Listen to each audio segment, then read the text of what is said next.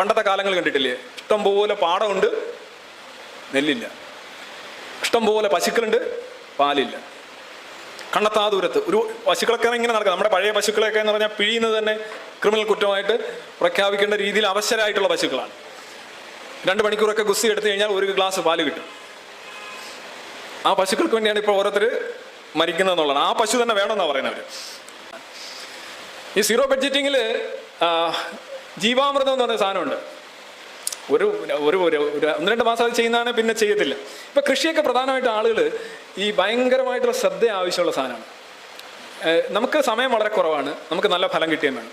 ഇത് പശുവിൻ്റെ ചാണകം എടുത്ത് അതിൻ്റെ ഗോമൂത്രം എടുത്തിട്ട് ജീവാമൃതം ടാങ്കിനകത്ത് തിളപ്പിച്ച് 3 ദിവസം പുളിക്കാൻ വെച്ച് എന്നിട്ട് കൊണ്ടുവന്നിങ്ങനെ കൃഷിഭൂമിയിൽ മുഴുവൻ നിരത്തി ഒഴിക്കുക എന്നൊക്കെ പറയുന്നത് അതിനായിട്ടിരിക്കുന്ന ആൾക്കാർക്കാണ് പറ്റുമായിരിക്കും. പക്ഷെ അതുകൊണ്ട് വലിയ ഗുണമൊന്നും ഇല്ല എന്നുള്ളതാണ് അതിൻ്റെ ഉൽപ്പാദനം വെച്ച് നമ്മൾ കണ്ടിട്ടുള്ളത്. അവർ കുറേ പ്രൊമോഷണലായിട്ട് കുറേ വീഡിയോസ് ഇറക്കിയിട്ടുള്ളത് ശരിയാണ്, അത്രേ ഉള്ളൂ. പുള്ളി പറയുന്ന തീരെ സയൻസ് അല്ല എന്നുള്ളതാണ്.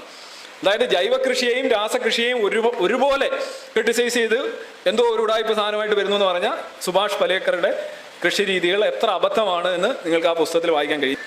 പുള്ളി പറയുന്നത് എന്താണ്, ഈ പശുവിൻ്റെ ചാണകത്തിലെ മൈക്രോബ്സ് ആണ് യഥാർത്ഥത്തിൽ കൃഷിയെ പ്രോത്സാഹിപ്പിക്കുന്നത് എന്നാണ്.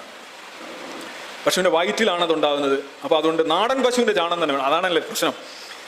ഇവരൊക്കെ ഈ ദേശീയവാദികൾക്കും ഈ ആത്മീയവാദികൾക്കും എല്ലാം നാടൻ പശുവിൻ്റെ ചാണകം തന്നെ വേണം.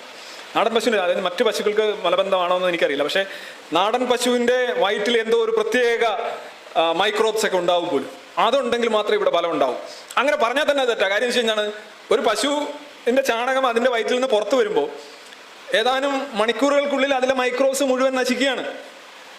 എന്നിട്ട് അടുത്ത മൈക്രോബ്സ് എന്ന് പറഞ്ഞു കഴിഞ്ഞാൽ ഏത് സാഹചര്യത്തിലാണോ ആ മൈക്രോബ്സ് എത്തിച്ചേരുന്നത് അതിന് അഡാപ്റ്റഡ് ആയിട്ടുള്ള പുതിയ ജനറേഷൻ മൈക്രോബ്സ് അതിനകത്ത് ഉണ്ടാവുള്ളൂ.